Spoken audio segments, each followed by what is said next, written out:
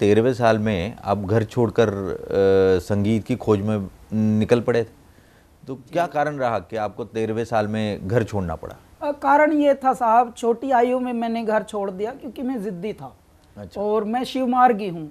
मैं भगवान भोलेनाथ को बहुत मतलब पागलों की तरह ध्याता हूँ। बस वही मेरे आराध्य हैं और शायद वही मेरे स्ट्रेंथ गिवर भी हैं, जिन्होंने हमको ये शक्ति दी कि सारे उल्टे काम हमने जीवन में किए हैं। बाल्यावस्था में घर छोड़ दिया और घर छोड़ने के बाद साहब जिंदगी के थपेड़ों ने हमको बहुत तोड़ा, कमाल का तोड़ा, लेकिन हम टूटे नहीं। जो टूट कर बना, जिसे मौत ने जना, वो और क्या टूटे, वो और क्या मरे। अब हम अपने इंटरव्यूज में ये कहते हैं कि भैया विपदा क्या होती है? विपदा परमात्मा होते हैं, मुश्किलें जो होती हैं वो ईश्वर होता है। तो आप मुश्किलों से या तो घबराइए या फिर उसको अपने गले लगाइए। एक बार जब आप गले लगाते हैं तो ईश्वर बोलते हैं अरे ये तो डर ही नहीं रहा मुझसे, तो परमात्मा फिर आपको और ज्यादा लाड़ करने लगते हैं। लेकिन इसकी एक शर्त है सर, क्या है? देखिए, परमात्मा में, ईश्वर में, मेरे दाता में सबकी आस्था है। हमारे यहाँ पूरे भारत को ये संस्कार मिले हैं हर परिवार से कि ईश्वर का सुमिरन करो, अच्छे कर्म करो। परंतु लोग कहाँ मिस करते हैं साहब? जब आपका दिल दुखता है, व्हेन पीपल हर्ट यू, जब आप बहुत मुश्किलों से गुजरते हैं तो आप कड़वे होने लगते हैं। बस वहां परमात्मा की हम पर अनुकंपा हुई, हम कड़वे ना हुए। कड़वाहट सही, लेकिन कड़वे होने ना दिया मेरे दाता ने, क्योंकि मेरे परमात्मा का हम पर प्रभाव था, मेरे भोलेनाथ, मेरे महादेव का। बस विष पीते रहे।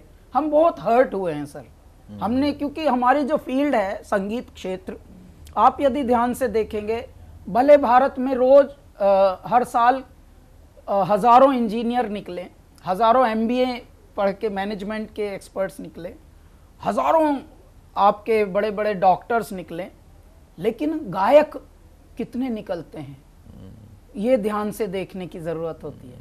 और गायकों को या सिंगर को, या वो भी उसमें भी आध्यात्म के गाने वालों को कितना हल्के में लिया जाता है। आज भी सर, आज भी परिवार में एक मैथ और साइंस पढ़ रहा हो बालक और एक हम जैसा हो जो गाता हो, बस सर कोई इज्जत उसको कभी मिलेगी ही नहीं। उसको हिकारत से देखा जाता है परिवारों में। आज भी ऐसा देखा जाता है कि ये तो निकम्मा है, आवारा बनेगा, ये तो बदतमीजी के लिए पैदा हुआ है। अरे भैया, गाना है। जो डॉक्टर इंजीनियर बनने के बाद दौलत कमाते हैं थोड़ा अपना अपना दिमाग लगा के, जब उनके अंदर स्ट्रेस आता है तो उस स्ट्रेस को कौन ठीक करता है? संगीत। तो इसलिए संगीत क्यों बुरा है? तो इस पागलपन की ललक में मैं घर छोड़ के भागा था कि नहीं, मुझे संगीत इज्जत वाला दायरा रखना है, ताकि लोग सोचें। एक जनरेशन ऐसी भी आए मेरे होते हुए जब लोग अपने परिवार के बच्चों को संगीत सिखाते हुए गर्व करें। और मेरे ईश्वर ने मेरी भक्ति सुन ली। मेरे 15 साल के करियर में नीलेश जी, कुल 16 साल का मेरा करियर हुआ है। 2006 से हमारी तेरी दीवानी एल्बम आई थी, 2004 में हमारी जिंदगी पटरी पे चली थी इससे अल्लाह के बंदे से। उसके लिए भी देखिए कितने बड़े चमत्कार मेरी जिंदगी में हुए हैं, जो मैं आध्यात्म से ही प्रेरित मानता हूं। जब मैं यहाँ आया तो मैं अपनी एल्बम करने आया था। लोगों को लगता है जो भी मुंबई आए वो फिल्म में गाने आता है। हम तो फिल्मों से पता भी नहीं था।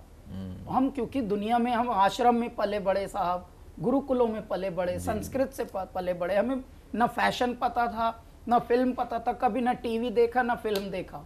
तब हम यहाँ जब आए तो हम गए बहुत सारे रिकॉर्ड कंपनीज के पास कि जी मेरा ये स्टाइल है, ऐसे लिखता हूँ, ऐसा मैं गाता हूँ। तो ज्यादातर अंग्रेजी में मना करते थे। अच्छा। रिजेक्ट करते थे। तो हम रिजेक्ट होके तो आदमी क्या है, वापस ही आता है जी। तो हम यहाँ वापस आके अपना फिर से लगे हुए थे। उन दिनों हम जिंगल्स गाने लगे थे, लेकिन ये भगवान की हम पर एक कृपा हुई तो जिंगल्स में गाने लगे। थोड़ा थोड़ा पटरी पे गाड़ी चल रही थी तो पहला जिंगल गाया तो 5000 का इनवॉइस उसमें बनाने को बोला। तो मन में ऐसे उद्गार आए, हे मेरे ईश्वर, आप तो यहीं कहीं हैं। 5000 और 5 मिनट में हमने गा लिया। तो मन ही मन ये सोच रहा हूँ, अगर ऐसे ही 2 मिल गए तो 5 और 5 10,000 मिल जाएगा महीने में। तो उस वक्त की ऐसी वाली सोच थी साहब। तो हुआ ये कि फिर मेरे जिंगल्स बढ़ने लगे। अच्छा, जैसे ही कोई मेरी अंग्रेजी में तारीफ करे, क्योंकि ये दुनिया जो है एडवर्टाइजिंग, फिल्म्स, यहाँ पे इंग्लिश में बहुत ज़्यादा कम्युनिकेशन करते हैं लोग। Wow man, what a boy man, what a voice, या very nice texture man, it touches heart. And ये ऐसे बोलते ही मैं थोड़ा अपना इनवॉइस बढ़ा दूं चुपचाप। तो 5 का मैंने कर दिया 7, हिम्मत मार के। अब जैसे हिम्मत मार के किया 7, वहां से कोई दिक्कत ही नहीं हुई, 7 की पेमेंट हो गई। तो मेरे परमात्मा, मैंने देखा है मेरे ईश्वर, आप तो यहीं कहीं हो, बस सही दिशा में अगर आपको तलाशे कोई मेहनत करके, परिश्रम करके, तो आप तो सुन लेते हो। वहां से हमारी ये जिंदगी शुरू हुई। कुल 16 साल में नीलेश जी, आज जिस स्टाइल को बहुत शुरू में रिजेक्ट किया गया जी, आज उस स्टाइल को लोग अपना रहे हैं। लोग कह रहे हैं ओह ये कैलाश खेर घराना है, ये कैलासा घराना है। क्या बात। घराना बोलते हैं उसको, एक जॉनरा बना दिया। शुरू में हमसे पूछा जाता है what kind of singing do you sing classical, do you sing, I used to say no, do you sing ghazals, no, do you sing bhajan, इनका note that your type of bhajan. Oh, so do you sing film songs, no, then what kind of singing you do. ऐसे हमसे पूछते थे, तो मैं चुप होता था। परमात्मा ने जब कैलाश खेर का उदय किया, उद्भव किया, तो अचानक संसार बोलने लगा ओह ये तो निर्गुणी गाते हैं, ये तो आध्यात्म के गाते हैं, डिवाइन गाते हैं, ये तो सूफी गाते हैं। तो मैं मनी मन सोचने लगे वाह परमात्मा, मुझे खुद नहीं पता था कि मैं क्या गाता हूं और आप ही को गाता था। लेकिन अब संसार नाम ले रहा है, कैलाश खेर घराना। उसके बाद सर बहुत बड़ा मिरेकल हमारे जीवन में क्या हुआ, 2006 में हमारी पहली एल्बम उन्होंने ही रिलीज की जिन्होंने रिजेक्ट की थी 2002 में। ओके। तो उनका जब अल्लाह के बंदे उन्होंने सुन लिया, wow man, he who is this sensation, who is this new sensation, ऐसे बोल के, तो उन्होंने फिर अचानक बोला या कैलाश खेर, या we are calling from so and so racket company and we would like to release your album now. Okay. तो इस तरह से हमारी जिंदगी शुरू हुई। 2006 में AR रहमान साहब ने हमारी एल्बम रिलीज की। 2007 से ही साहब हमारा सिलेक्शन हुआ इंडियन आइडल में एज अ जज। देखिए, जिसको कभी कहीं कंटेस्टेंट बना के ना बुलाया किसी ने, जिसको कोई छोटा मोटा मंच भी ना मिला हो, वो अचानक जज बन गया। तो अब हम हंसें भगवान को देख देख के, मेरे ईश्वर ये क्या कर रहे हो, यहाँ तो फिल्मी दुनिया है सब, और बड़े बड़े तीरंदाज बैठे हैं, जावेद अख्तर साहब बाजू में बैठे हैं, सोनाली बेंद्रे बाजू में बैठी हैं, अन्नू मलिक बैठे हैं और हम भी बैठे हैं, ऐसे छोटे से बालक। और हम लोग पगलाए हैं मन में, मन ही मन सोच रहे, धाता कभी वकील तो बनाया नहीं, जज बना दिया सीधा। अब वैसा ऐसा निर्णय देना बड़ा भारी पड़ेगा, लेकिन आप ही संभाल लेना, अब तक तो आप ही करते हैं, नाम हमारा हो जाता है, तो भैया यहाँ भी आप ही बैठ जाना। तो सर यहाँ से शुरुआत हुई।